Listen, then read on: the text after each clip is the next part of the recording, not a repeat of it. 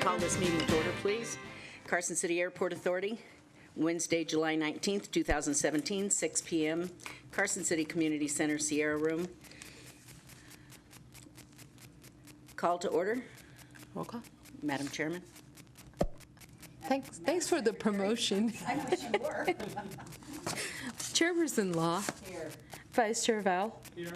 Member Barrett. Here. Member Harvey. Here.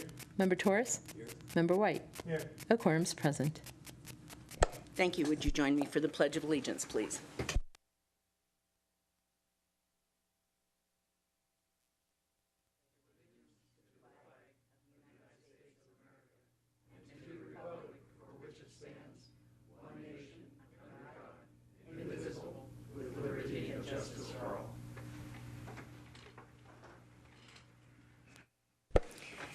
Thank you. Approval of the minutes of the past meetings of the airport. Do I have a motion to accept last month's meeting with the corrections that were sent in by members? Moved by Member Harvey, seconded by Member Torres. Any discussion on the motion? All in favor? Aye. Aye. All opposed? None heard. Motion carries.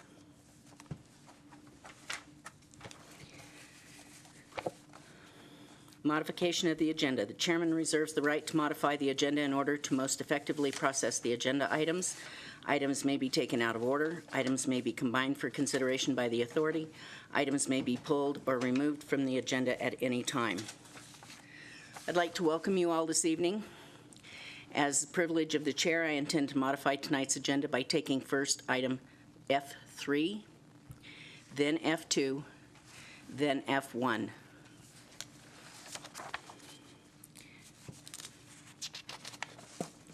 Agenda item F3 for possible action on change order and other items related to the Carson City Airport project to rehabilitate the North Apron, including monthly status report, construction change orders, and other related items. Mr. Fitzgerald. Madam Chair, do you want to call for public comment first? Good idea. Do we have any public comment or agendized or non-agendized items at this time? Hearing none, Mr. Fitzgerald, would you proceed? Thank you, Brian Fitzgerald with Atkins, the airport engineer. I place in front of you the current change order for the North Apron project. It is to get the quantities of to as-built conditions. There were some reductions, there were some increases. Overall, it increased the project by approximately $1,500. The third page of that, the handout that I gave you, is the financial summary as well for the project, still showing that the project is approximately $120,000 under budget due to efficiencies in construction. So it reduced our fees for construction management and also the changes in construction quantities. So it's just at this point to ask that you approve the change order as is and have it signed so we can finalize the contract with the contractor and get it closed out. Any questions on those items? Any questions of the members? Any public comment on that? I would accept a motion to accept the change order with the changes outlined by Mr. Fitzgerald so that this contract can be closed out. I have a question. Vice Chair. I have a question. When we were out there looking at it, it looked like there were a couple of punch list items that were still to be done. Do we have a due date for those?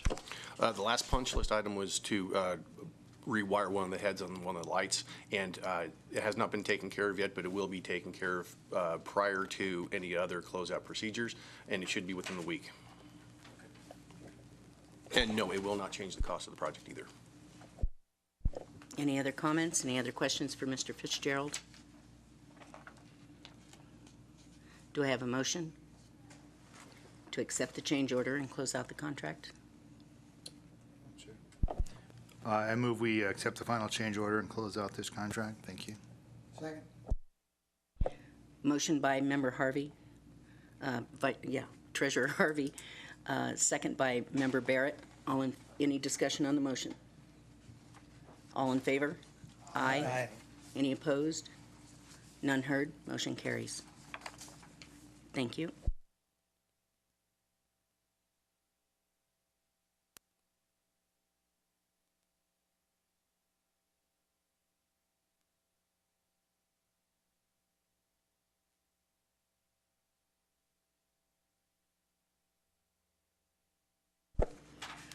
Moving on to public hearing item F2 for possible action, discussion, and approval of plan for short-term coverage of airport manager vacancy, short-term employee consultant contract, or volunteers.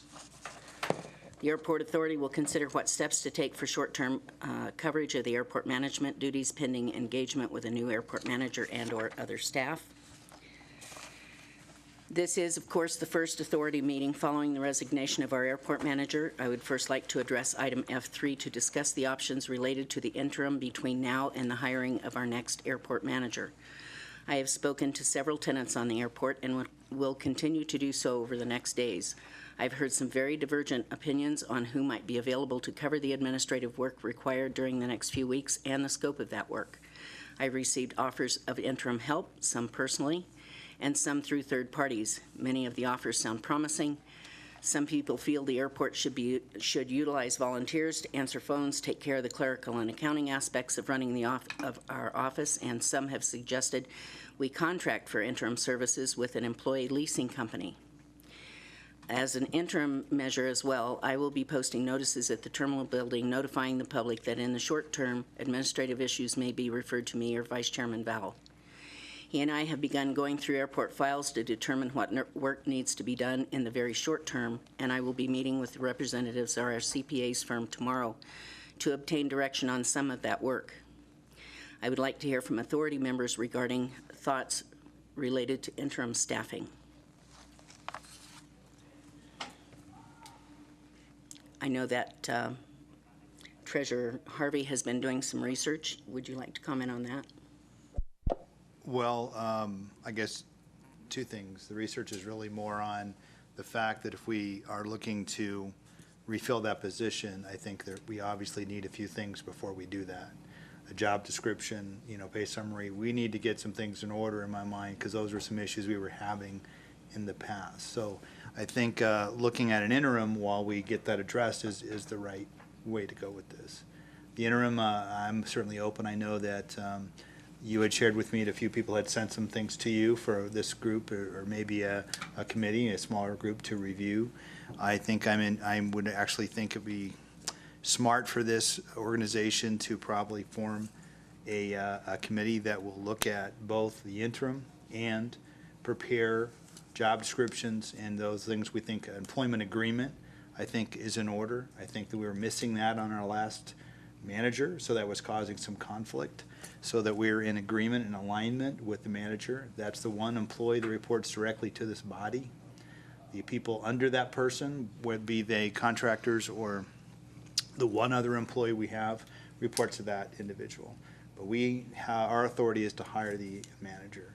And I am used to having an employment agreement with that situation, be it a large or small airport. So I'd like to offer to work on a committee to help put that together. I've had a lot of experience in that area and would like to look for that for the future. As far as an interim, we must prepare for the fact that it will probably take us anywhere from 2 to 6 months. I would hope it'd be shorter, but frankly, finding new people, that takes a while to do find the right person, the right fit for this group, and probably will take us, I would imagine, the next month before our next meeting to get and clarify job descriptions, employment terms, and things like that, so this group can agree and review and agree on some way go forward.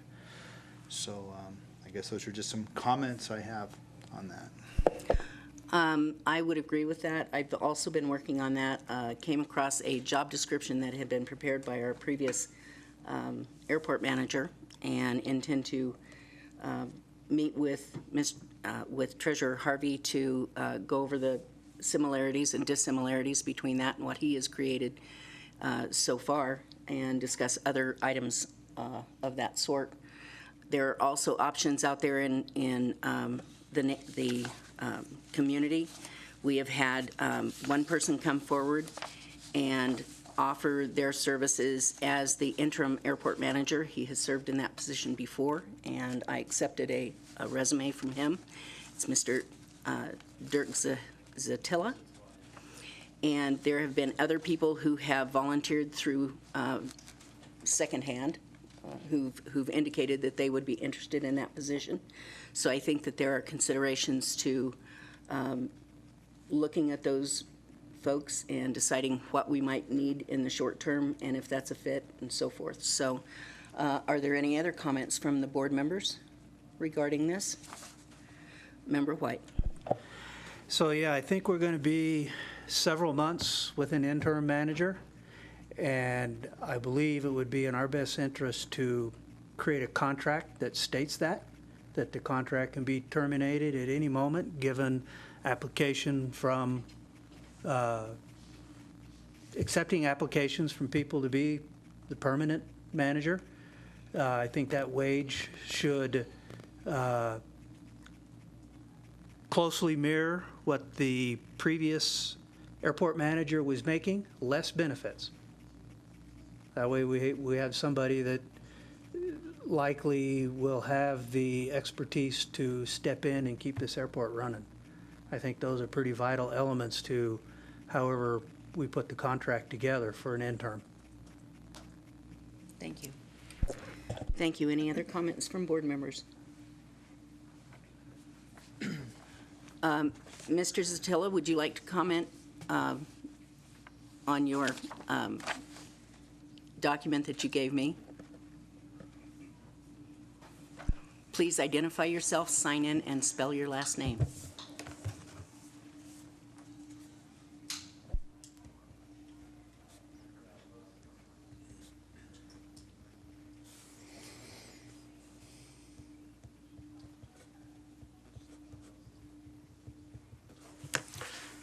My name's Dirk Zatilla, Z-A-H-T-I-L-L-A. Several years ago, I believe 8.5 years ago, I was asked to serve as the interim airport manager then by Steve Lewis, who was the chairman at the time. And it was, if anybody remembers, it was a very turbulent time in the history of the airport. A lot of problems to deal with. And I'm not sure what you want me to comment on other than I did the job. I was there for 6 months, the first 4 months as the acting airport manager, and the last 2 months training my replacement. It was Casey Pullman at the time. And there was a lot going on at the time. We were taking down the hill. That was a fun little project going on, and a lot of other things. So if you have any other questions or anything specific I can answer, I'd be happy to.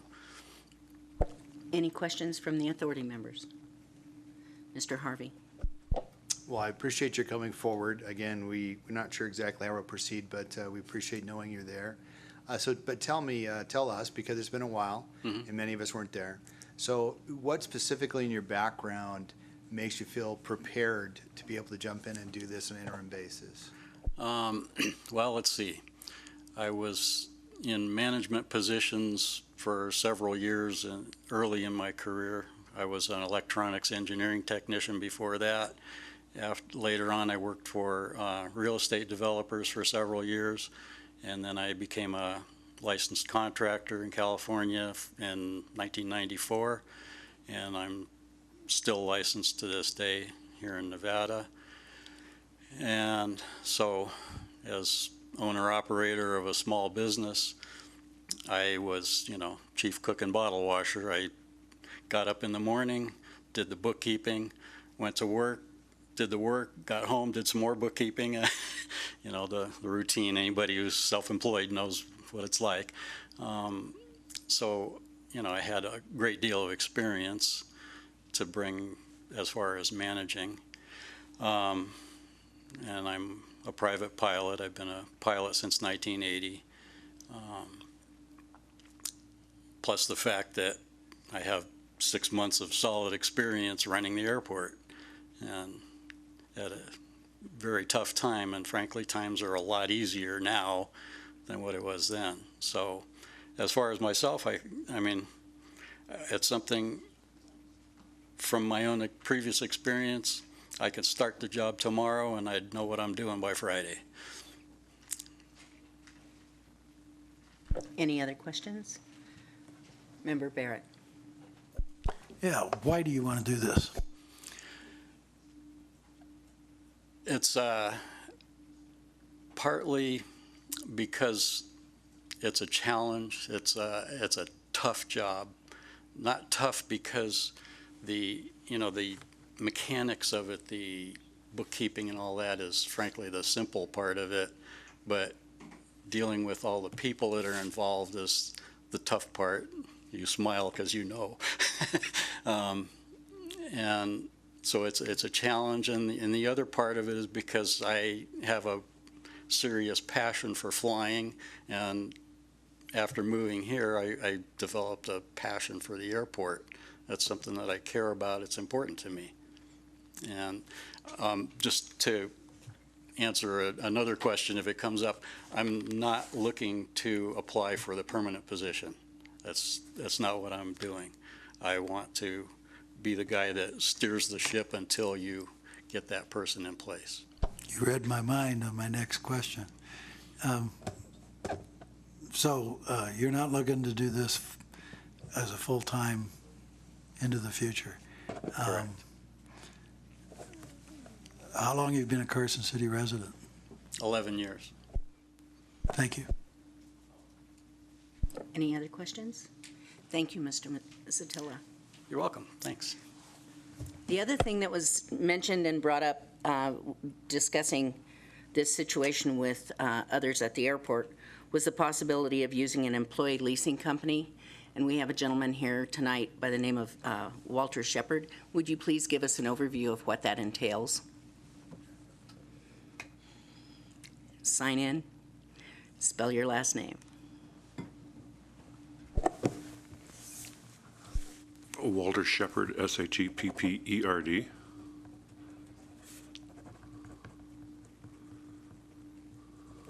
Madam Chair, members, I'm a co-owner of Personnel Plus here in town, a employee permanent staffing leasing firm, and we just wanted to offer our services or make you aware of our services or services like ours. We're certainly not the only one in town. For employee leasing, which will relieve you of the problem of being employers, not of being supervisors or supervising the person, but as employee leasing, we take over all of the tax and HR issues with the employees and lease them back, and you are the worksite employers. Nevada calls it co-employment, so all of the rules and regulations and what have you that the employee needs to comply with. Any benefits that you still want to offer still would go. This makes it different than a staffing company where they're our employees and we just send you a, for lack of a better term, warm body, that it's our choice, not yours, whereas employee leasing is always your choice. And that's something that we do. We have that here, and just wanted to make you aware. I'm not sure how much you know about employee leasing. I know there's some HR folks here that probably know a lot about it. Thank you very much. Any questions of Mr. Shepard? I have one question, and that would be for Mr. Takis. If we were to go through an employee leasing situation, how does that affect the provisions in 844 regarding Chapter 286 that has to do with PERS coverage? Okay, so it would not, the Steve Takis Airport Council, Section 23 of the act that created the Carson City Airport Authority says that the authority is a public employer for the purposes of Chapter 286. So it basically just triggers all of the PERS and other requirements. However, if you're leasing someone, you're basically treating them as an independent contractor from your standpoint or a co-employee.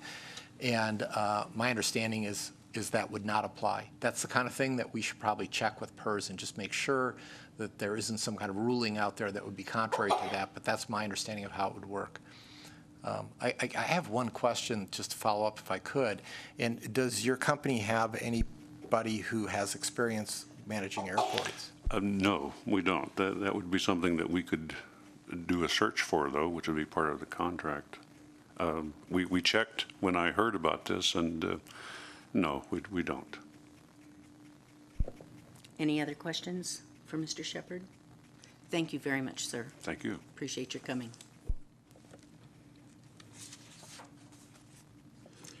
Does any other member have any comment on this interim part of our evening's discussion? There being none, I would entertain a motion to allow myself, Vice Chairman Val, and Treasurer Harvey to continue to work to establish interim coverage through either temporary employees or volunteer approaches as needed and feasible until a new airport manager is brought on board. Chairman, if you could take public comment. Public comment, yes. Sorry, I'm still new at this. Thank you. Bobby, if you could sign in and state your name, spell your last name.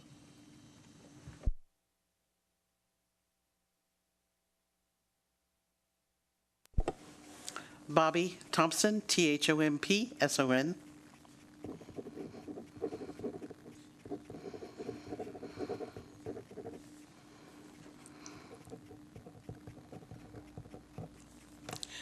And while several of you may know me as the airport manager for the Minden Tahoe Airport, my primary responsibility is the Chief Operating Officer for ABS Aviation Management. And as the name would imply, we're an airport and FBO management firm, and we also have a sister company, Airport Business Solution, that does aviation consulting throughout the United States and, in fact, the world. So as we've watched what's happened here at your great airport, we've looked at a couple of things, and we would like to offer for consideration our services as interim or even longer-term contract management, much as we've done at the Minden Tahoe Airport. We can have someone in place in about 48 hours so that they can handle the interim duties, and we would recommend to you that you look at someone that has the kind of skills that our employees do, because everyone in our organization has at least 6 to 8 years of airport aviation management skills. But while we certainly operate and manage airports, we believe we do more than that. We believe we offer a number of skills because we bring the whole management firm to your benefit and the skills of all the members of our management team and all the lessons they've learned. Myself, I'm the old broad. I've been doing this over 40 years, but we also have, people that have been in other areas. We've done everything from Part 139 airports, although I got to tell you, our general aviation airports, we're dedicated to the general aviation industry and its success, and we would offer our skills and would be happy at your request to provide a proposal to you so you can understand how we operate and with the scope of work we could hammer out with you, so it certainly suits what you're looking for the short, near, or long term. Thank you very much, Bobby. Any questions from the members? Mr. Takis, do you have any questions of her? No, I don't. Thank you, Bobby. Any other? Mr. Leash, come forward, please. Go ahead and sign in. Spell your last name.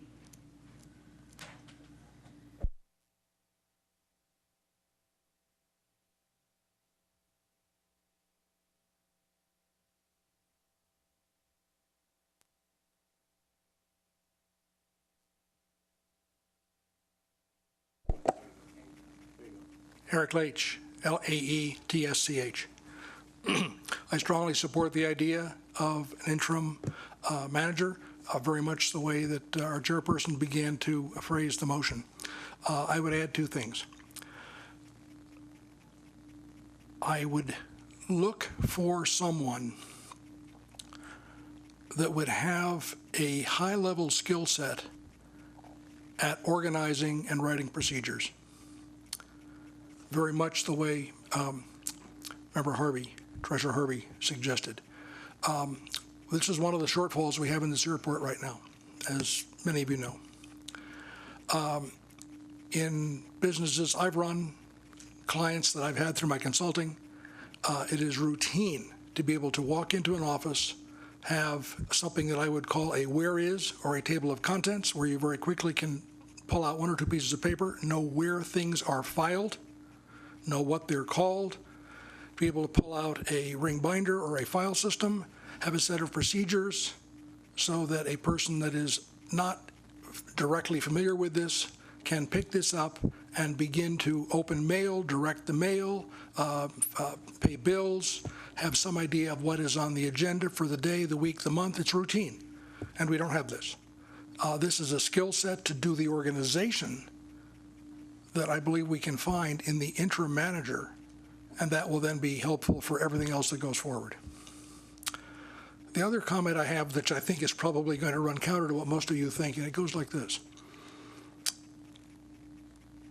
As we're looking for this interim person, and particularly as we're looking for the executive manager, I don't think we need direct airport experience. The management of this airport is a very simple task. There are certain functions that are required to run the place on a day-to-day basis that have very little to do with aviation. There are lots of people in our community that know a lot about aviation.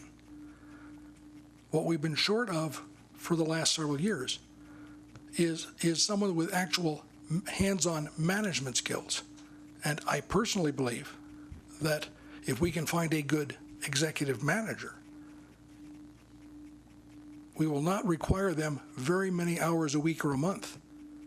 And the airport-specific knowledge can easily be found within our community. And I think that that would allow us to find a manager more easily that does what we really need than if we put the logical, what appears to be logical requirement of having an airport manager. Thank you. Any questions, Mr. Leach? Thank you very much, Eric.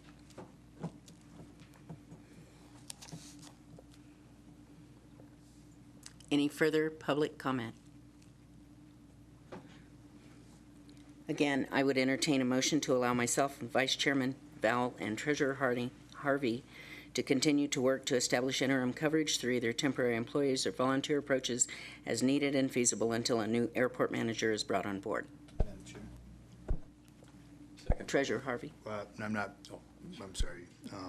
I would like to have you consider on that motion. I think what we need to do is begin some processes to look forward. So I'm looking for this committee that would be part one, finding the interim, part two, creating the job description, employment agreement to go forward, and part three, beginning the search when we have that together. All of those, of course, would come back to the board for approval, each of those segments. But also be by the committee, that means it's open so that we'd have other people participate. If we're looking at a job description, we're talking about what we feel is important, we'd hear from everyone on what to incorporate into that. I know I have some ideas, which Mr. Leach are very similar to your ideas. But I would just propose that this is a little broader than just saying finding the interim, and that we can just push forward on these different topics. Thank you. I would consider that a friendly amendment. Member White. I just want to reiterate what I said earlier and suggest that we put those parameters into this search for the interim. And that would be, of course, that it is on a month-to-month basis, that the wages would mirror the current manager, that there are no benefits at this point for the interim. I would also maybe add into that that the interim should stay on hand and train the new manager, and require whatever certifications are necessary to be an airport manager.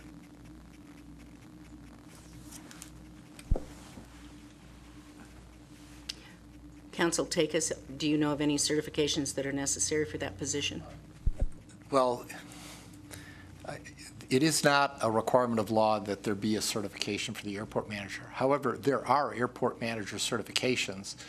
Our last airport manager was hired and then went to a class, I think it was a week or two long, and obtained an airport manager certification. So the answer to your question, I guess, is there are certifications out there. They're not required for this job. It's up to you to decide whether or not you're going to apply that. I would just suggest to you that while that may be an important consideration long-term, on an interim basis, I think you get the best thing you can. And one of the reasons I say that is in the past where we've had a gap between airport managers, typically the chairman would just go out and get somebody. It's like Dirk said earlier. Steve Lewis was the chairman at the time. He went to Dirk. He didn't even come to the authority for approval. He just brought it to the next meeting and said, here's what I've done. And then the authority voted to confirm that action. I expect that something somewhat similar is going to happen here. As I understood the motion, it was to form a committee to go forward, but ultimately the chairman would have the authority to go ahead and put somebody in place, and then that would be brought back to you at the next meeting, and you could make whatever changes you thought appropriate. So in answer to your question, no, it's not required, and B, I think that's something that's probably better left a little bit open so you've got more flexibility. That indeed was my intention, to bring it back to the next meeting for confirmation. Indeed. I'm sorry, can I ask a question about that? When you say that, Steve, it sounds like you're saying that the chairman has the authority to hire and then we have the authority to rubber stamp. Am I missing something? Yes, you're not missing. Understanding? Yeah, that's not at all what I intended to communicate. What I intend to communicate is the chairman has the authority to go out and do what is necessary because there isn't a body that's in a position to actually do that. But when it gets back to the full authority can say, nope, we didn't like that idea.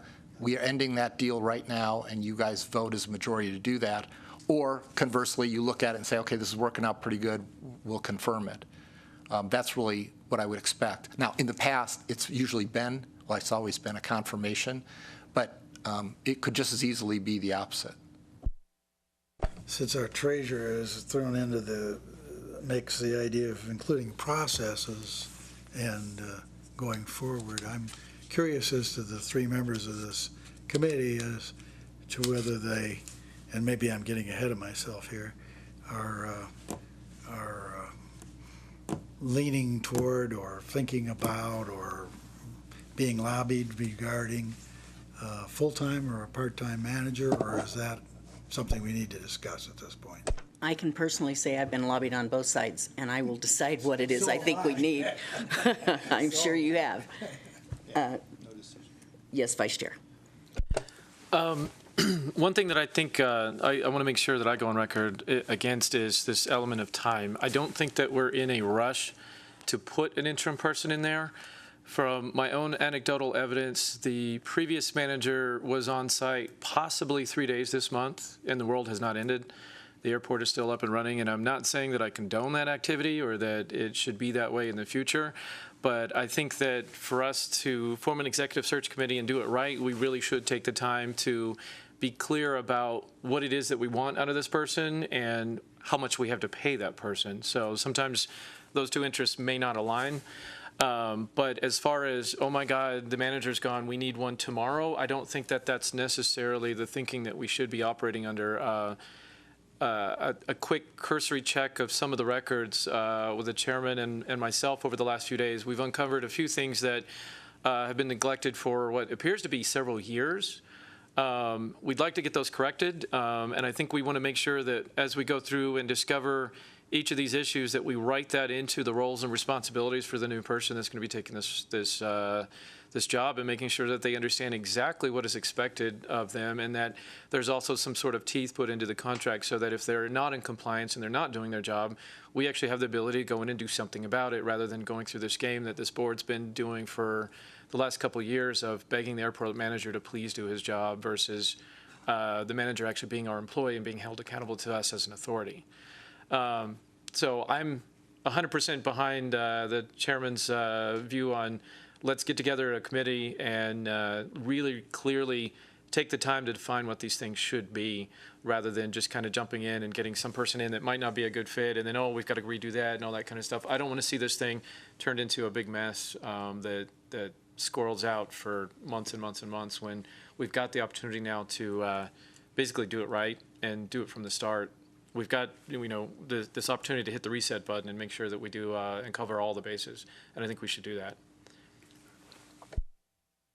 Member White. So speaking of reset, I had sent Steve an email earlier, I guess maybe earlier this week, asking the question, do we have the opportunity to take a new airport manager on a contract basis like we do with the security company? Make him not our employee, but this is a contract for services arrangement. Is there a way we can do that and then not have to deal with employee issues? Yeah, most certainly you can. Chapter 844 permits the airport authority to either employ or contract with a person for services. And so both Bobby Thompson proposed a concept where there would be a contractual relationship. The the employee leasing company proposed, Mr. Shepard proposed one, and certainly those are viable options that you should consider. I would implore this committee to look strongly at that direction. That's one of the things that we've discussed at length. So, yes, Vice Chair Val. One of the things we have to consider when we go through this is that federal law preempts some of this stuff. So when we start looking into putting restrictions on there of what working hours and conditions and places, that's going to violate the IRS tests for employee versus contractor, and we need to be clear what we're doing up front, because just because we write it in the contract doesn't mean that it's actually binding. So we are aware of those issues, and I want to make sure, from my perspective, when we go through this, that we not set ourselves up to fail in that regard and end up having someone, a disgruntled employee come back and say, I'm an employee, not a contractor, and now you owe me all this money. Right. We don't have the money to give, and I think one of the silver linings of the airport manager resigning is, I think in the short term, that puts us in the black as far as the budget goes. So we need to make sure that we don't go back into the red by going all out and hiring really expensive managers that have credentials and titles and stuff like that when they may not be the right fit financially. I might add that my last position with the state was doing internal controls and management guides and that sort of thing. So I think the skill set between the three of us is going to be pretty broad. Perfect. Okay. May I comment at this point? Manager Barrett. Manager. Member Barrett. Well, I got the job, you guys. You could all go home. I just wanted to comment on our vice chairman's approach and our treasurer's approach, and I think our chairman's approach, that getting these processes in place. I was aghast when I came on the board, prior to our vice chairman coming on the board, to find that we did not have some of the things to even deal with our former manager's request for a salary increase. Whether I would have gone there or not is not material at this point, obviously, but without those, we had nowhere to go. So I endorse what's been said by all three of you. But I still don't think I've necessarily gotten an answer to my previous question, which is, and maybe nobody wants to touch that, because there are two schools of thought on the airport regarding whether we go full-time or part-time.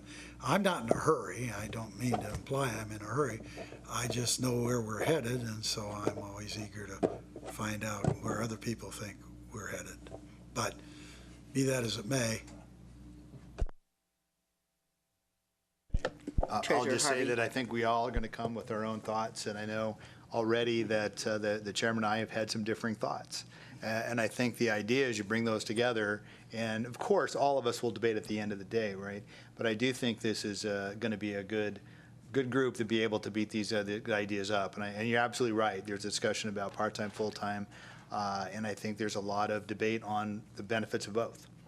And what it means to us at the end of the day. Having a professional that can actually do all the work that needs to be done and actually fulfill all our landside, airside processes to make the most out of this airport. You know, we're barely making enough to cover our budget. I mean, the person we have needs to focus on those other areas, be a business person that really understands getting the most out of what we have. Because right now we have a lot of opportunity, but no one that I can see has been focusing on that opportunity. So for me, I think, you know, we're going to have some interesting discussions, I believe, but all these points, I believe, will be all brought up fairly, and you will be, I'm sure, either hear about them or understand where each of us are coming from. At my age, I'm not particularly in a hurry, because if I were in a hurry, I'd be young. Any further comments? Back to the motion. Do you want it restated? Mr. Torres? I'd be ready to make a motion that the Chairman Law. Mike? Sorry. Make a motion that Chairman Law, Vice Chairman Vowell, and Treasurer Harvey move ahead with their committee to look into finding an interim personnel along with the provisions that Member White stated.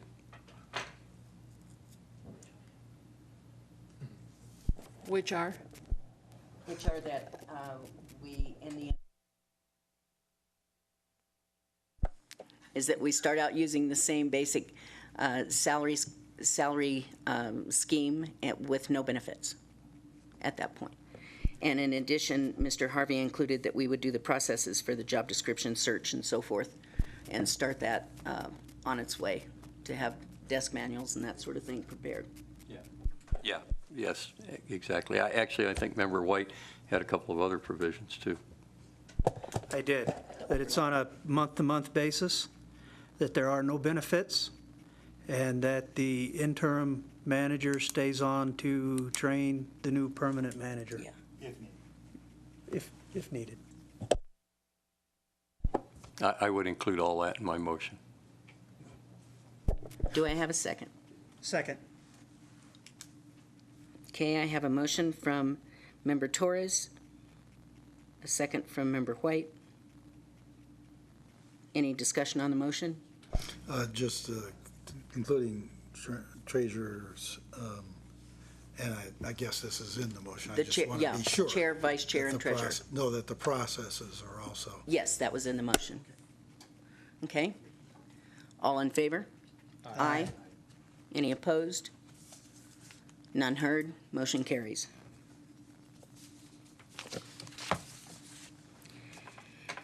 Moving on to a very similar but different topic. Item F1 for possible action, discussion and approval of a plan for filling the airport manager vacancy, realignment of duties and positions, consideration of part-time positions, publishing or posting of job availability. From my viewpoint, there are benefits and drawbacks to either full or part-time positions at the airport. In my own opinion, continuing to have a full-time airport manager employee with full benefits is fiscally unsustainable.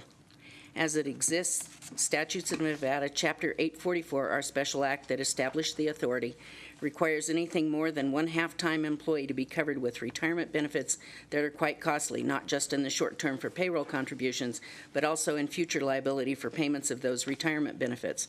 Treasurer Harvey and I have both been working on job descriptions and other characteristics of the position of the airport manager and have discussed the possibility of divesting the airport manager of certain clerical and administrative tasks and moving those tasks to an administrative position.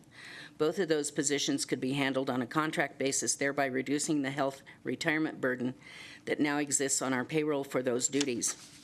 I'd like to hear from the authority members regarding your thoughts related to the realignment of duties and possible consideration of part-time positions. Do I have anybody who would like to make a comment? Vice Chair Vowell. This goes back to what I was saying earlier, that I think until we actually have the roles and responsibilities aligned and have them spelled out, I think it's kind of premature to decide whether we want to do a part-time or full-time. Although I would like to go on record as fully supporting that we go with a part-time solution. And my reasoning for that's not necessarily because we're trying to break a full-time job up into little pieces to avoid paying liabilities. It's because through the last year that we've been present there at our location, the company that I run, we've not seen a full-time effort being provided by the airport manager because we haven't seen a full-time need for that effort. So I think that from a financial perspective, doing what's right for the airport means matching the available funds to the role, and I don't think that necessarily we should be in the business of providing full-time employment just for the purpose of providing full-time employment. If the role at some point in the future grows to require a full-time commitment, I think that's a different discussion that we should have at that time. But right now, based on the effort that's been put in by the previous manager over the last year that I've personally witnessed, and the steady stream of people that have come into my office because the manager wasn't present in his office, and they were looking for someone else to come in and ask, how do I get my gate card reactivated? Just anecdotal things like that. I don't see why those couldn't be the kinds of things that an interim or a contract or part-time position could be fulfilling.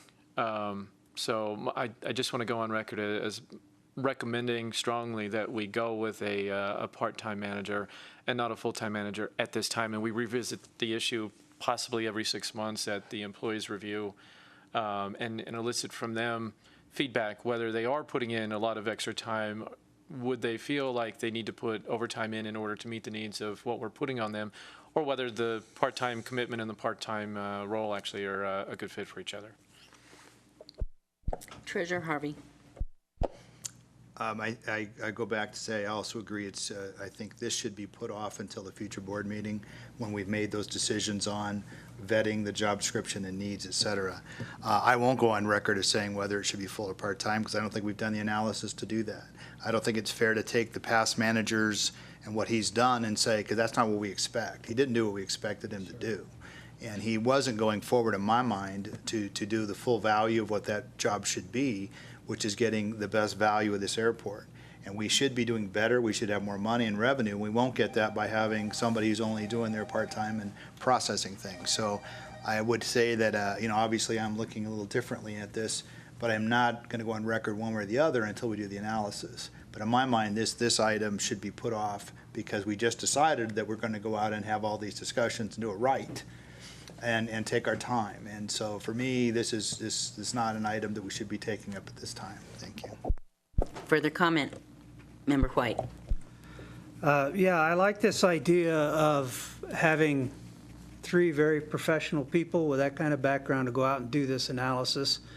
I'm perfectly prepared to accept what you guys bring forward. But I will say this, notwithstanding whatever we think of the previous manager's efforts, I can tell you from my experience, being around how facilities are managed and the stuff that goes on in the office, I think you're going to find no less than 40 hours a week on the manager. So that's just my opinion. Vice Chair Vowell. Just a quick rebuttal to the Secretary's comments. I don't think that we're very far apart in our thinking in regards to the role. My thinking was more along the lines of kind of modeling a little bit after what RTA is doing up in Reno in the sense that they have a business development manager. They have an operations manager. They've basically taken these roles and they've split them into different parts. And if what we need is someone to do business development and draw in more activity into this airport, then we should be looking for a business development manager on possibly a part-time basis to also made up with the operations manager who's also employed on a part-time basis. If you put both of those roles together, then absolutely, as Member White mentioned, you probably do have 40 hours. But that means that you'd have to find the perfect person that has a round skill set in all those areas, and that doesn't always exist. So I think we're pretty close in our thinking on that, but I still feel strongly that it should be part-time. Well, Member Barrett. now I get to say that my patience has already been rewarded. We've had the discussion, and I'm not criticizing Chairman Law for reversing the order of everything, but I kind of figured this is where we would get. I am always fascinated because of my former profession to get these things on the record, so that was my only purpose in prodding for this discussion. Thank you. Any further comment of the members on the board? Public comment on this item? Please come forward, state your name. Thank you. Dirk Zatilla. This is maybe my only chance to rock the boat, but I was, in fact, the first full-time airport manager here, and even though it was interim. And I think, you know, there was a lot of discussion that went on when that change took place. And whether it was necessary or not at the time, I don't know that I can even answer that. I stayed busy. I never put in an 8-hour day. It was always 9, 10 hours every day. But there was a lot of catching up to do too, so that's got to be taken into account. As far as the business functioning, the bookkeeping and all, and I was the one who brought in the use of QuickBooks. I set that whole process up and took over that aspect at the time. So I'm quite familiar with it. But to be honest with you, that portion of the job was maybe 20% of my time, all the business. You know, that, mailing things, doing, you know, record keeping, everything. So that's not a full-time job. But I think a big part of why they chose to have a full-time manager was because of what Vice Chair Vowell said. People keep coming to you, asking you, how do I do this? Why can't I do that? Where's the manager? What's going on here? You need a human being there to be there to answer those questions. When the plane folds his gear on the runway, you need that guy here to respond to that emergency. You need a local person, because when that emergency happens at 11:30 at night on Sunday night, you got to be able to get hold of that guy and say, hey, we got an issue here. I think as far as how the decision to go full-time was made, I would ask Mr. Takis, because he was probably more involved than anybody in this room, including me, in how and why that decision took place. But I think another point to consider for, or I should say against, a part-time person is, if you were to ask me, if I was applying for that position of airport manager, the permanent position, and you said, well, it's only part-time and you're only going to make, you know, $35,000 a year or something, and there's no benefits, I'd just turn around and walk away. I wouldn't work for that kind of position. So I don't know that you're going to be able to get a candidate who's got the expertise and the abilities that you want on a part-time basis. So I think that's something that you really need to focus on. Whether it's a lot of money or not, yeah, it's a lot of money, but do you have a real viable option to go the other way? So I just wanted to make those comments. Thank you. Thank you very much.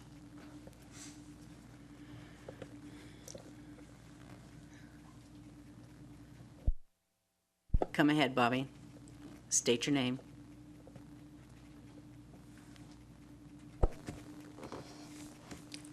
Bobby Thompson. A couple of things I'd like to bring up.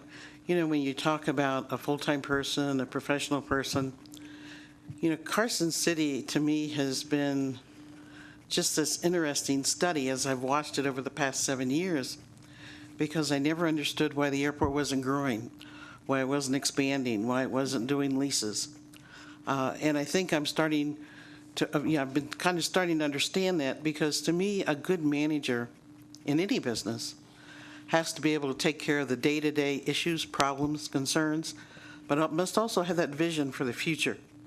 And they must work towards the future. They're not simply a manager, they should also be the cheerleader, the communications person, the promoter of that facility, out there every day working within the community to help develop that airport. When I look at the industry that's in this community and the fact that that airport's stagnant, that's very disheartening, because it should be successful financially, successful as a great addition to your community. So One of the things that I would also like to offer that we've been very good at doing is an evaluation. I can understand the difficulties that you're facing with the condition things that are in currently, but an evaluation of what we see as professionals with almost 200 years in the industry with our management team, and understanding why the airport is where it is today and helping you move that forward. Whether we provide management services or not, I think we could be helpful in that arena in doing that. And of course, as we had promised you, Madam Chair, as a sister airport to you, for the interim period for however long that is, as a courtesy to you, if a NOTAM or something is needed, we will happily do that just as a sister airport and as a courtesy to you. Or if there's questions you need to bounce off until you put an interim in place for some emergency situation or some critical situation coming up, just call us. I mean, we're going to be there for you. We're not going to say no, we'll help you however we can, because we do believe in general aviation. So I wish you great success. I hope we're part of that success, and we would like to, like I say, help you either evaluate what it is you need because you have things ongoing, or help you get to some of those goals, if it's for a week, if it's for a month, or even for a longer period. We're certainly interested in all those things. I know you're currently in the process of doing a master plan. That takes input.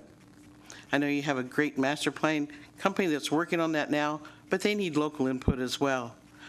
I would also say that having a management person that isn't fully aware of the ridiculous number of regulations that we have to live by is kind of a problem in and of itself. Whether it's FAA compliance issues, whether it's environmental compliance issues, whatever those regulatory issues might be, they need a strong working knowledge of how those apply to an airport.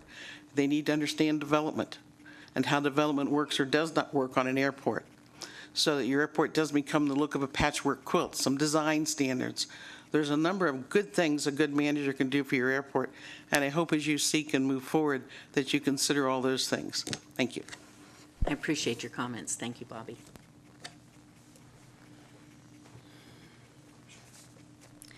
That being said, is there any further public comment?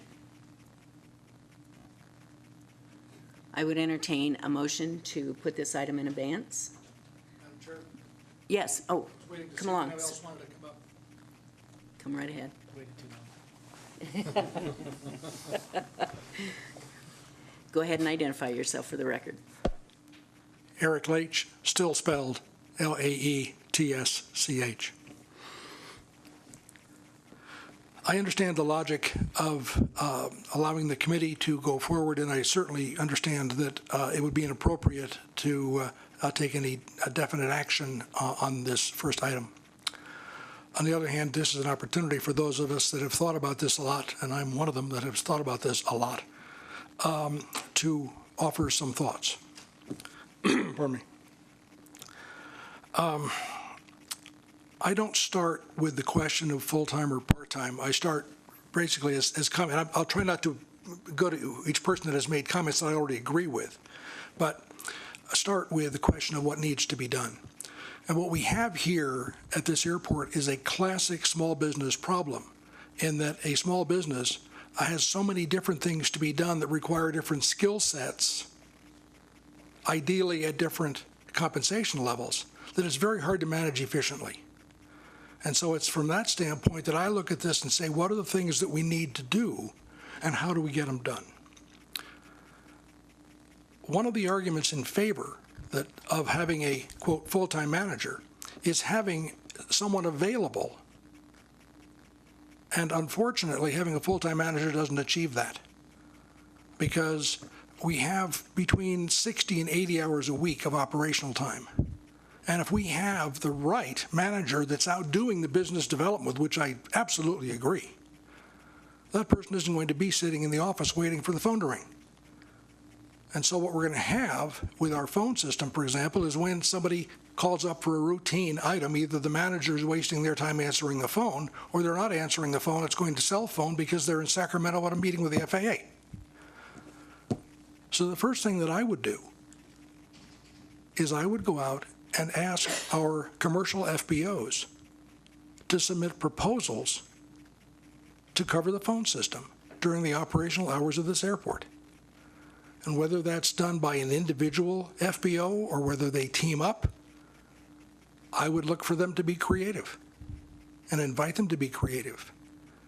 And I agree with the point that that needs to be handled by somebody local that knows airports. And so what I would love to see is somebody that already has a person on their staff that's being underutilized, but knows something about the airport, that can answer the phone, deal with the light issues, and then when there's a serious problem, they can turn around and say, hey, President in the office, John Kelly, Steve Lewis, one of the people that knows and can very quickly direct a problem, an issue, a response to a problem, rather than the problem going to a cell phone voicemail in Sacramento. So I like this idea of covering this low-level stuff, the phone answering, without a full-time manager. That's one way to do it. The next task we have, of course, is clerical and bookkeeping. And that's a classic situation where you outsource that. And whether it's done, well, there's a number of ways to do it, and I'm not going to waste your time telling you about them. But let's get that kind of work off the desk of a manager whose real responsibility is senior management issues, including business development. I'm sorry, I don't know how to pronounce Dirk's last name, but Dirk makes a very good point about what he encountered when he came in. But it's not as helpful an example as it might be, because, pardon me, Dirk, came in at the onset of a major construction project, and while there was still a great deal going on with hangar development. Okay, we don't, unfortunately, we don't have that problem. Hope we do in the future have a need for the kind of management that Dirk had to provide. But right now, in terms of what we need for management tasks, are relatively few, including things that are not being done, which is the business development.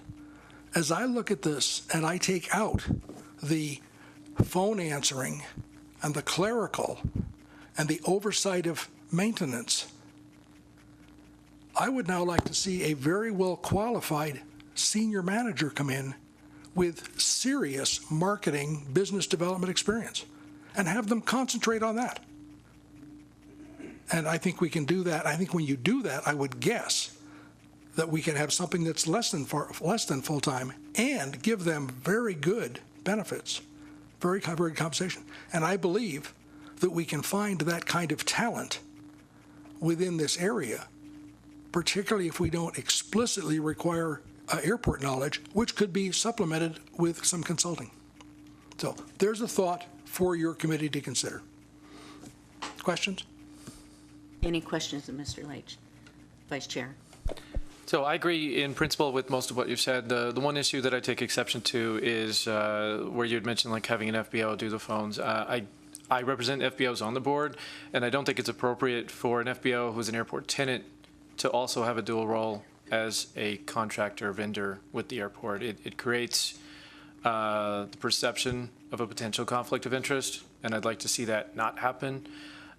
So anything that we can do to keep the airport clean and sterile, I think is a good thing. I absolutely agree with you that there should be somebody handling that low-level kind of stuff and making sure that there's coverage. I just don't think that it should be an airport tenant doing that.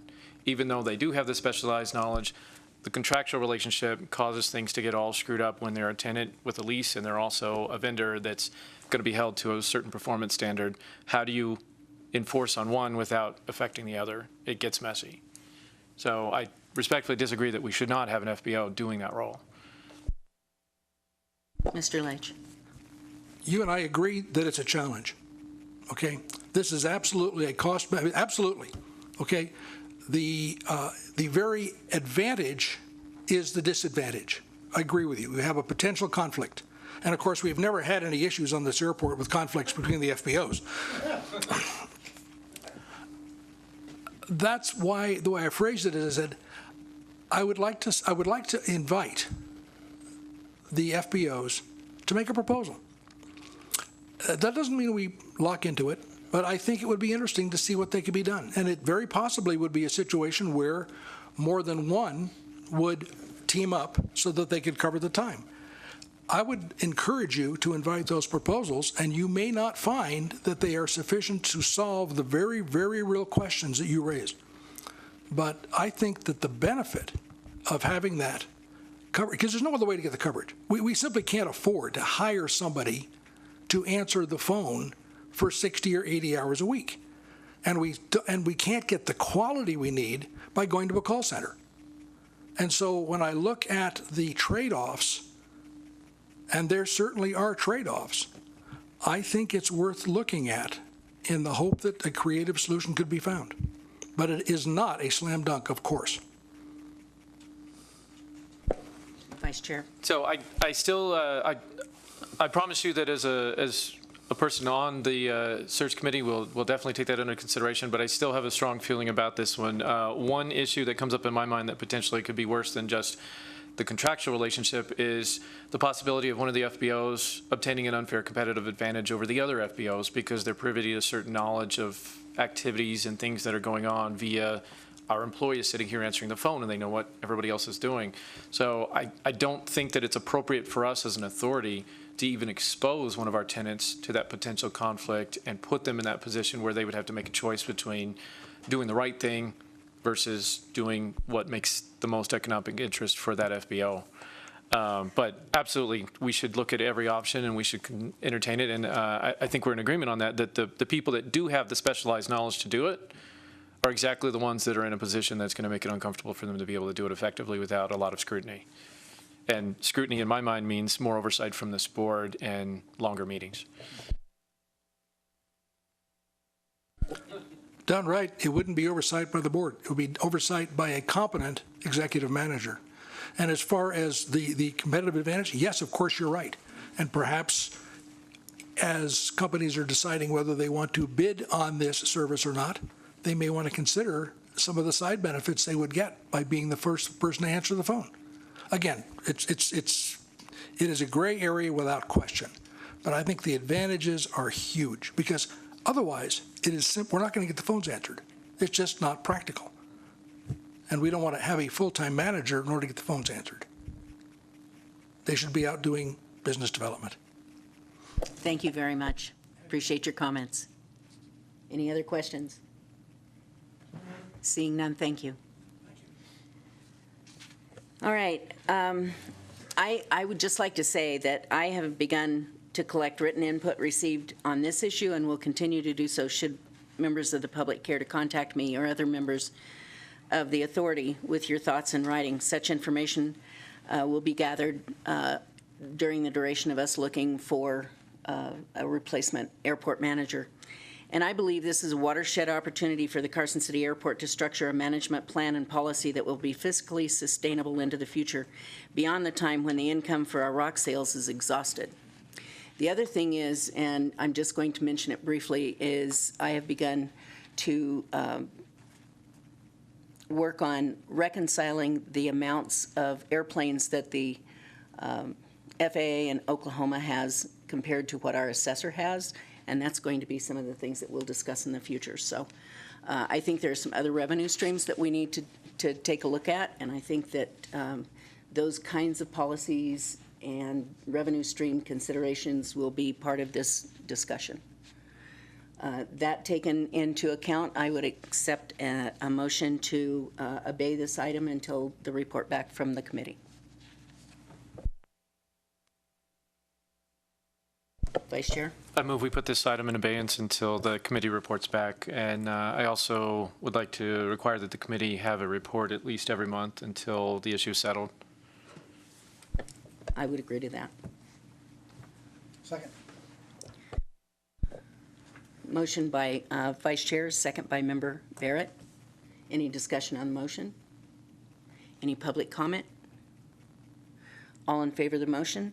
Aye. Aye. All opposed? Nay? None heard? Motion carries.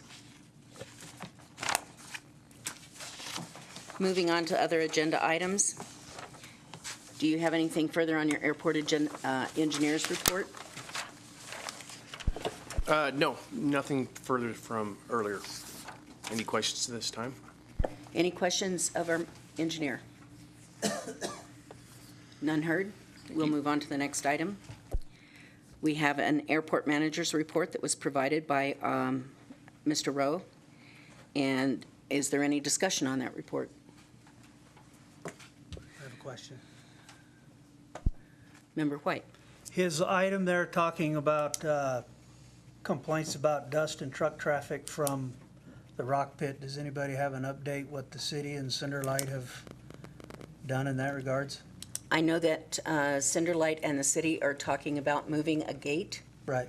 and using some additional dust abatement methods. I have been in contact with Mr. Lehman at Cinderlight. He has agreed that if we have any questions of them, they are more than happy to deal directly with us, and I will contact him regarding that issue. Okay. Thank you. Any other questions? Moving on to the treasurer's report. Madam Chair, with the abrupt leaving of the manager, I did sit down and go over some of the files in the office, but we did not get a financial report, so we will report on that next month, if that's all right. And as I said, I will be meeting with a representative of her, of Beth's CPA firm tomorrow, and I will print out those reports, take a look at them and see if, I believe that there's any adjustments that need to be made, and discuss that with Daniel at that time. Any other questions? And we'll move on to the airport manager's, the airport legal counsel's report. I just have a couple of quick items. First of all, our FAA AIP grant for the master plan has been received by us, signed, and sent back to the FAA. As you know, this body approved it previously, and so did the Board of Supervisors, and that's what allowed us to turn it around basically in 24 hours and get it back to the FAA. So we'll be moving forward with that, as soon as the airport engineer and the rest of the team can put it together. The other item to report is the Board of Supervisors approved on first reading the changes to Title 19 for the hangar use and monitoring policy, the ordinance change. That was done at the last Board of Supervisors meeting. It's on tomorrow's Board of Supervisors meeting for second reading, and which makes it finally approved. Assuming they approve it, the way the ordinance is designed, each of the airport occupants, tenants, or owners of hangars need to provide us with certain information in 60 days. Mr. Leach was kind enough to put together a template for a request for information so that we get it in an orderly fashion.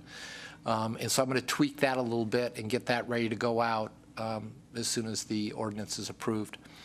Third, I sent a communication to the FAA regarding a follow-up in the land use audit. As you know, we had a land use audit by the FAA last fall. We got a report a couple of days before Christmas in December of 2016, which required a response in 60 days. We prepared a response, sent back a response.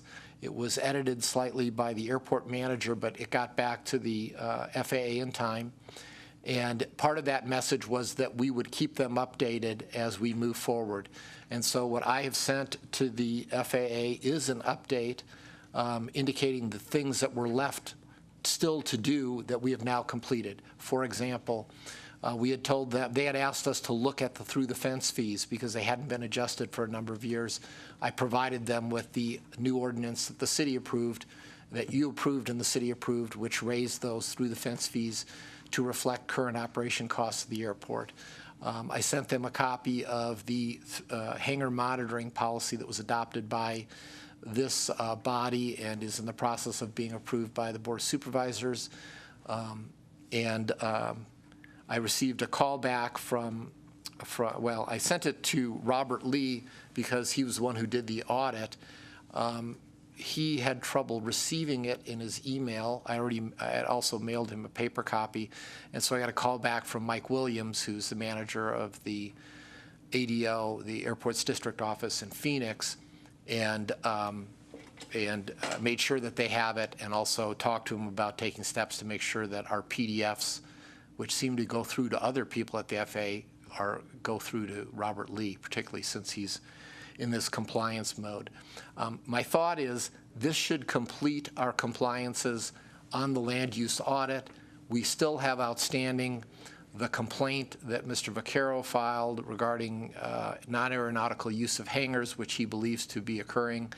And in my discussions with the FAA, they indicated that they're still working on that, and they may come out again to our airport. And so there will be some additional follow-up we need to do on that. However, I did explain to Mr. Williams the approach that we took in the ordinance, and what I saw as a very intelligent approach, which is we're going to collect information from the tenants to find out which hangars would make sense to inspect if there are hangars that need to be inspected, and which ones we can obtain the information we need to know that there's an aeronautical use in a different fashion. And I pointed out to him the simple example that we talked about, which is if you have somebody who lives in Carson City but operates a business in Southern California and they rent hangars in both locations, doing a hangar inspection and seeing that one hangar is empty is going to happen 50% of the time, and it's going to tell you absolutely nothing about the aeronautical use. Clearly, that's an acceptable aeronautical use if you've got hangars in 2 locations, because that's where your airplane spends its time. The response I got back was very positive from Mr. Williams. And so we're on that path. The last item I just wanted to mention is under Title 19, there's a hierarchy. If we're without an airport manager, the next person in charge is the airport chairman, and then the vice chair, the treasurer, and then any board member. So right now, we still do have a full-time employee, and some supervision is probably appropriate. And so I hate to tell you you have yet another job, Chairman, but I guess that falls to you, and if you want to, you could probably delegate it down the chain. But I think it's important that somebody, establish that supervision role so that Gary Province, our maintenance guy, isn't adrift with nothing to do. Gary and I had that conversation this afternoon, and I plan on providing a number of things for him to do. Thank you. Great, thank you. And that's all I have for my Airport Council report. Member White. Hey, Steve, in regards to our hangar monitoring policy, something has come to my mind. I'd like to get your opinion where the FAA stands. We had quite a lot of discussion about as long as what's going on in the hangar doesn't interfere with aeronautical use, then it's likely okay. But what about these hangars that are very large? Say, for instance, a hangar has room for 3 airplanes. They have 1 airplane, and 2/3 of that hangar is used for storage of other non-aeronautical situations. Does the FAA have an opinion on that? In other words, if it's good for 3 planes, should there not be 3 planes in there? The FAA didn't directly address that in their hangar use policy, but they did hint at that they want to see utilization, best utilization. And they kind of hinted at it in a backwards fashion, which was that if you have large hangars and you have small hangars and you're denying somebody the ability to park an airplane that would only fit in a large hangar, you need to reallocate your resources. However, that model only works if the airport owns the hangars. Right. I really don't see a way for us to either legally or otherwise require somebody who's built their own hangar, who's invested their funds, is paying us the rent, is otherwise using it for an aeronautical use, and require them to do something different. And this is not unlike certain other portions of that hangar policy that the FAA adopted. They also talk about controlling the rates for rental, which is not something that we can legally do.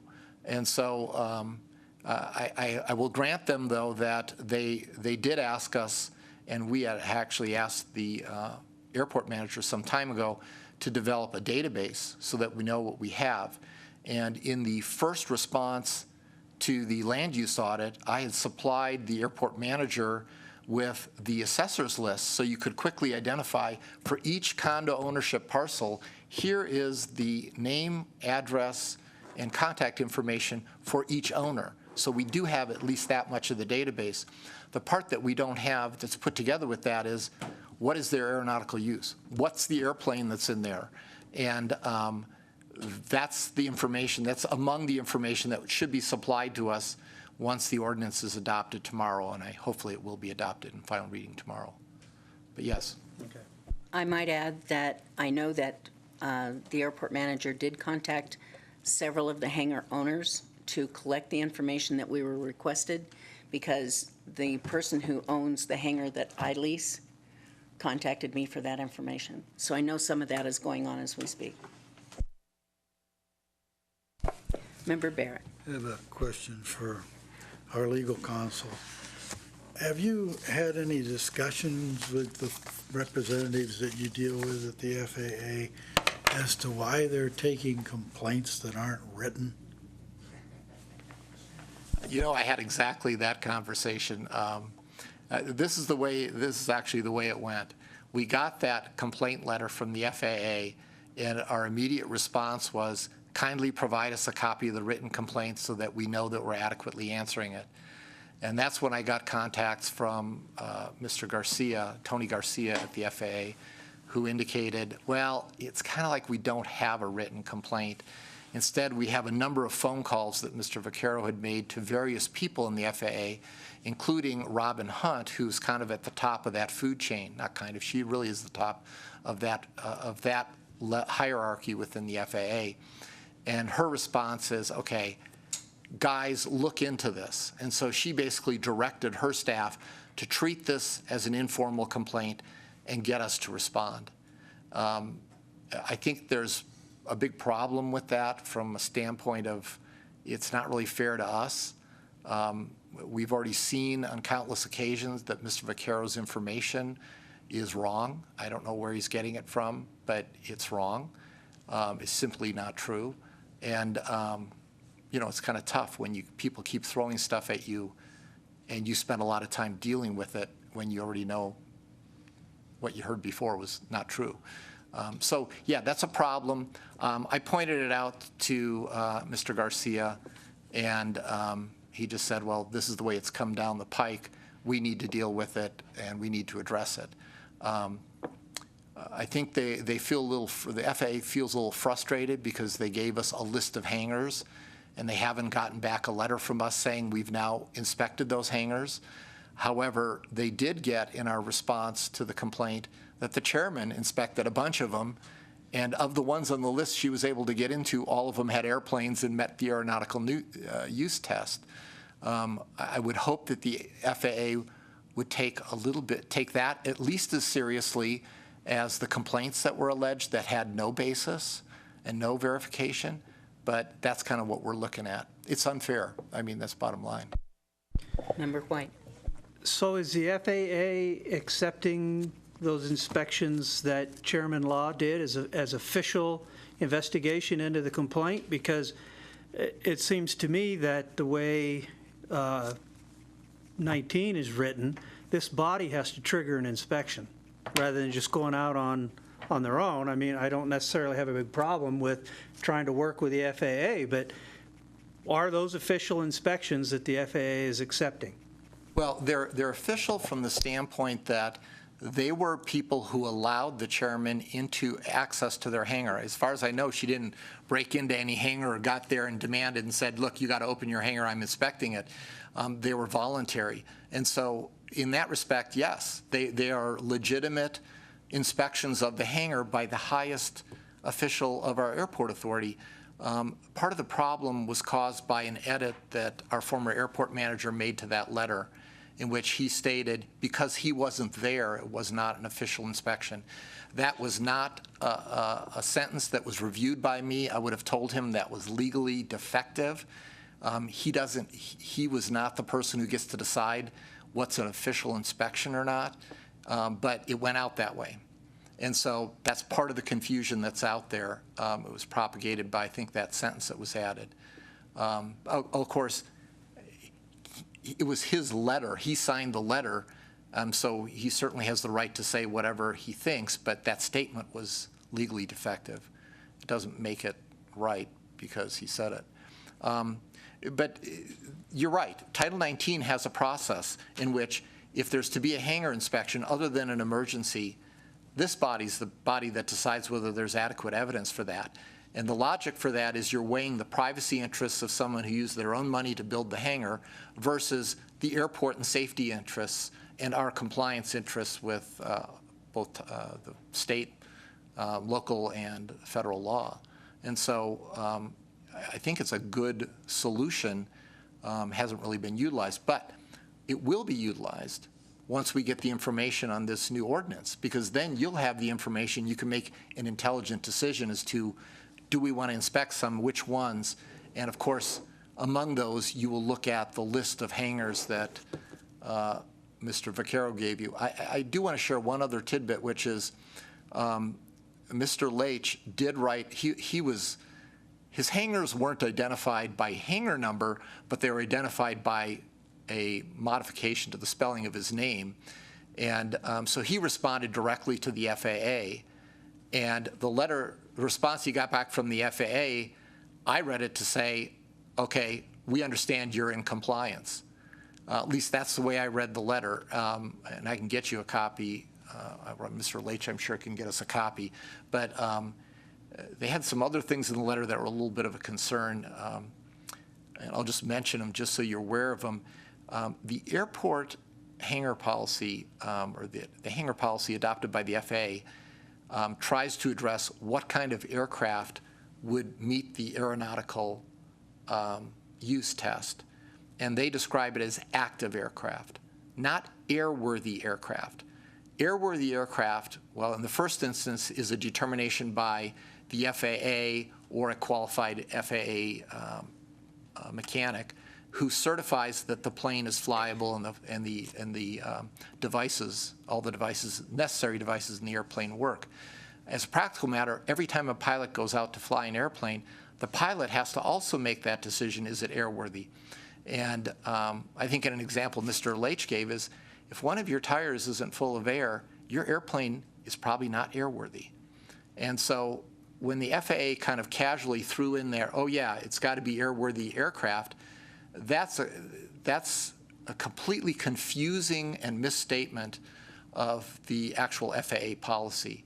The FAA has, in many publications, defined active aircraft, and technically it means an aircraft that's flown 1 hour in the last 12 months is considered an active aircraft.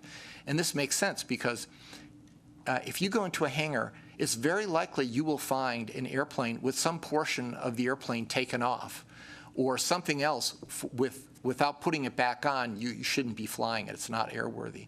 And so there's that kind of confusion that's still going on with the FAA, and they're saying that to us. We had an email from Robert Lee saying, I want you to check out these hangars to make sure they're being exclusively used for aeronautical uses. Well, the FAA policy is not exclusive. It says the primary use has to be aeronautical, and they even give examples. It's okay to have vehicles in there. It's okay to have other stuff in there, so long as the primary use is aeronautical. And as Robert Lee explained that to us when he was on site, it's the airplane has to be in the front of the airplane, the hangar, so that it's obvious that it can easily get in and out and be used. If it's buried behind stacks of boxes, then you've got an issue. So we have these, I guess for lack of a better term, I would say somewhat careless use of words by people who I think are trying to do the right thing. And it's causing more confusion than it's doing help to us. And so there are going to be some additional discussions with the FAA, and I think those should occur after the ordinance is adopted. You guys have the information, and you guys make the intelligent decisions as to what to do with it. Member White. Well, I do certainly think that it would be helpful for us in our decision-making process if Mr. Leach was willing to share that letter that he received from the FAA so we could kind of see where their mindset is. I guess I would just ask him. If you're willing. Sure. Yeah, you've sent it to me. I can pass it on to you. Oh, that'd be great. Yeah, Thank you. Yeah. Can I get in on this a little more? Member Barrett. I'm not speaking for, obviously, the commission or the authority as in toto, but I'm hopeful that my fellow members would go along with me on this. Is there a way in which you can investigate how to encourage forcefully, or at least strongly that the FAA require that any complaint is in writing so we can address that without. In my former business, we used to say, in the midst of communications, there is chaos. And of course, if you have three parties passing information on, the translation doesn't turn out to be very good. So if you could get them to adopt or encourage a policy that all complaints be in writing so we can know what we're addressing when we get it third hand, it would be very, very helpful, I would guess. Vice Chair. I'm sorry. You're talking about the complaint to the FAA. Complaint to the FAA that is involving our airport and us and our manager and everybody else. I mean, we get 50 people and we're working on a complaint that has been passed on to us through a third party who got the complaint by a telephone call. It doesn't make any sense. So my company is an air agency certificate holder. We deal with the FAA on a very frequent basis. So I'm not speaking on behalf of the FAA, but I'm relaying what I was told from them. Whether your complaint comes in over the phone, email, or in writing, they have to treat each of them equally. Their primary responsibility is safety, and in some cases, safety means you can't wait 2 weeks for a letter to get turned around, so picking up the phone and calling the regulator is the only option. Does that mean that they can't strongly, encourage people to put it in writing? Yeah, they can, but legally can they? It's my understanding from what they told me that they cannot make that requirement, that any member of the public who calls them, they have to treat that complaint equally as if it was written in paper. That's what I was told. Makes no sense. Any other comments? Okay, moving on. Reports from authority members. I do have one thing to mention. We have an opening on the board. It is Phil Stott's position. We have received his resignation since he moved to California. That seat would have normally opened up in October at any rate. If somebody were to approach the Board of Supervisors to be appointed to that position, they're at this time, they would, the way I understand it, if they were put into that position, they would attend the August and September meetings, and then their term would be up. So I assume that the Board of Supervisors is going to solicit positions starting in October. Is that correct? That's my understanding. That's the communication I sent to them, because the way our law is set up for the airport authority, you can only serve one term, and then you are not eligible for 4 more years. And the logic that Bob Thomas had when he set up that law was he didn't want it to be a good old boy network. He wanted to see different people cycling in and out of the airport authority.